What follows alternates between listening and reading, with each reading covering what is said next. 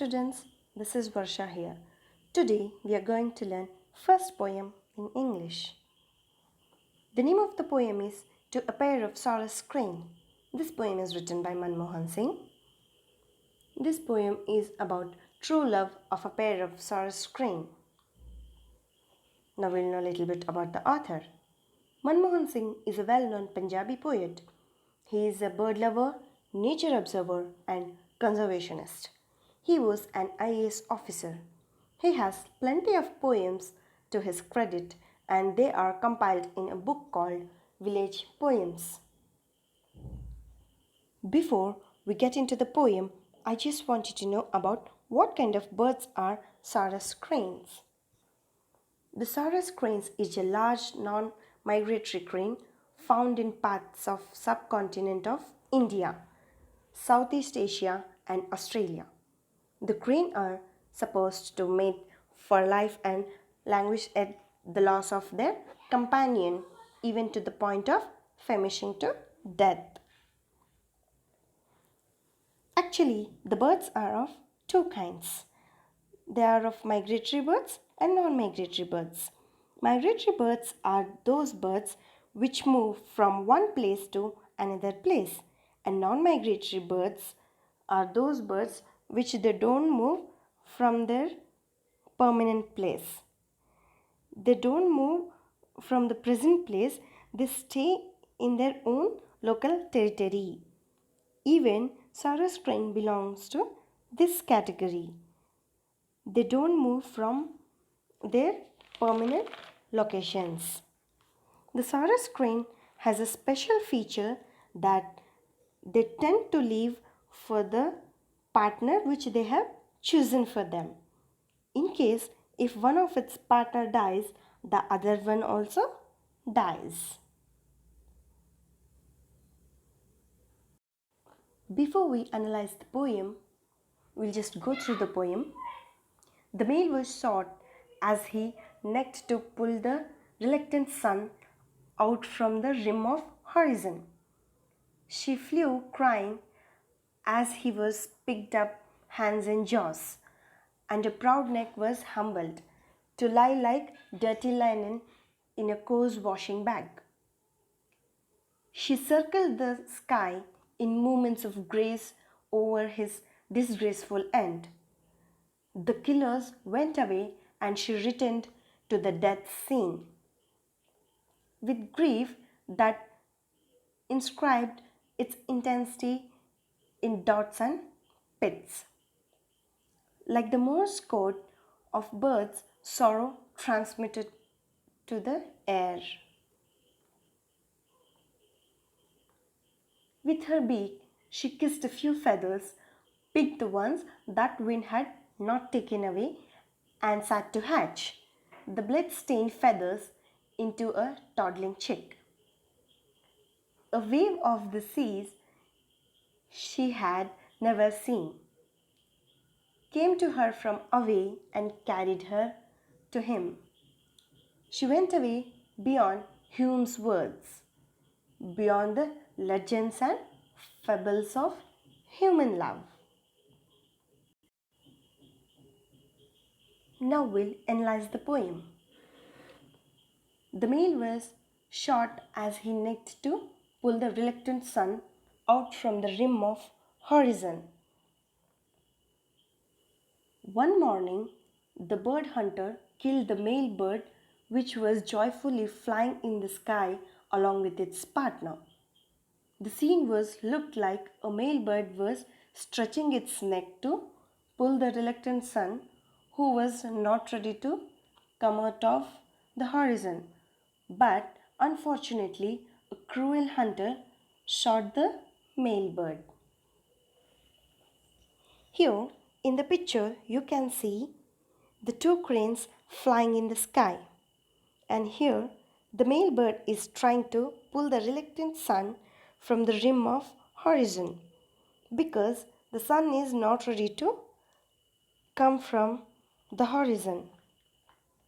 That's why the male bird forcefully trying to pull the sun. Here all of a sudden a hunter comes there and shot down the male bird. See here, children, the poet is trying to tell us that how the hunter has cruel nature. Now we'll see the second stanza of the poem. She flew, crying as he was picked up hands and jaws, and a proud neck was humbled to lie like dirty linen in a coarse washing bag. The female Sarus crane was helplessly saw the death of her male partner. She flew crying over the death place as the bird hunter showed his carelessness on the dead body of the male bird. He treated the dead body like a waste thing. The bird's neck was humbled. He picked it up with its head and jaws and put into a rough washing bag like a waste thing. Here we can see how a female bird suffers after her partner's death. The female bird is crying and flying in the sky after the death of its partner. After the death of male bird, the hunter went near to the dead body of the bird and they treated it very carelessly, not treating it in a good manner. They picked it up with its hands and jaws. The bird's neck was humbled. The hunters treated the dead body as a waste thing and simply put it into a rough coarse washing bag like a waste thing.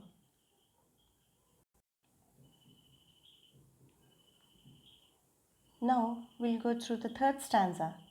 She circled the sky in movements of grace over his disgraceful end. The killer went away and she returned to the death scene with grief that inscribed its intensity in dots and pits, like a Morse code of bird's sorrow transmitted to the air.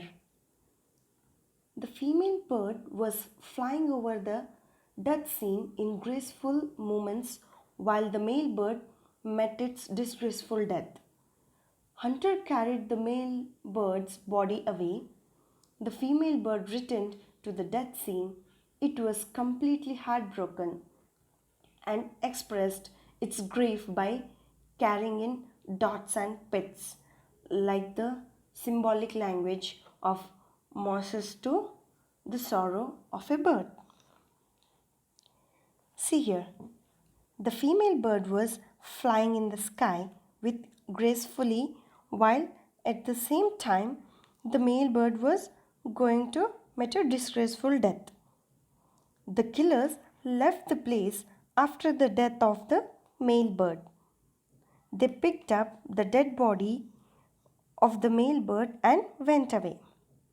Now, the female bird returned to the death scene and it was completely broken heart. The female bird was expressing its grief by crying in dots and pits, like symbolic love of Morse and express the sorrow of the bird. Now we'll go through the fourth stanza. With her beak, she kissed a few feathers, picked the ones that wind had not taken away, and sat to hatch the blood-stained feathers into a toddling chick. With her beak, the female bird kissed the blood-stained feathers, which were not taken away by the wind, and collected them, tried to hatch them into a small chick. It was hoping to bring the life of male bird's life back.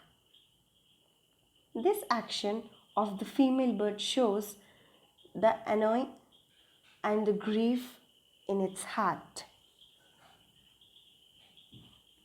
See here, children. Hereafter the death of male bird, the hunter carried away the dead body of the male bird, and the female bird returned to the death place, and seeing she was kissing the feathers of the male bird, which was not taken away by the wind. The male bird was gathering all the feathers because she wants to get the male bird's life back to earth.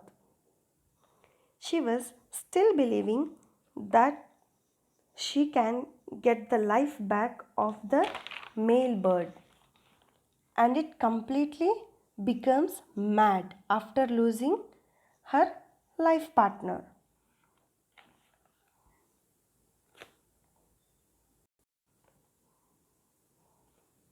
Now we'll go through the last stanza of the poem. A wave of the sea had never seen came to her from far away and carried her to him. She went away beyond Hume's words, beyond the legends and fables of human love. In the end, a huge wave, which was never seen by the female bird, came there and carried her to its male partner. It means that the female bird too lost its life in the wave to meet her partner. The female bird shows her love is greater than the Hume's words, the legend and fable stories. See here, the huge wave came like this kind of wave never the female bird saw in her lifetime.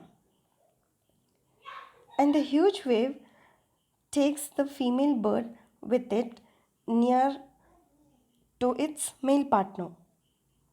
Even female bird also lost its life in the wave because she was not able to survive without her life partner.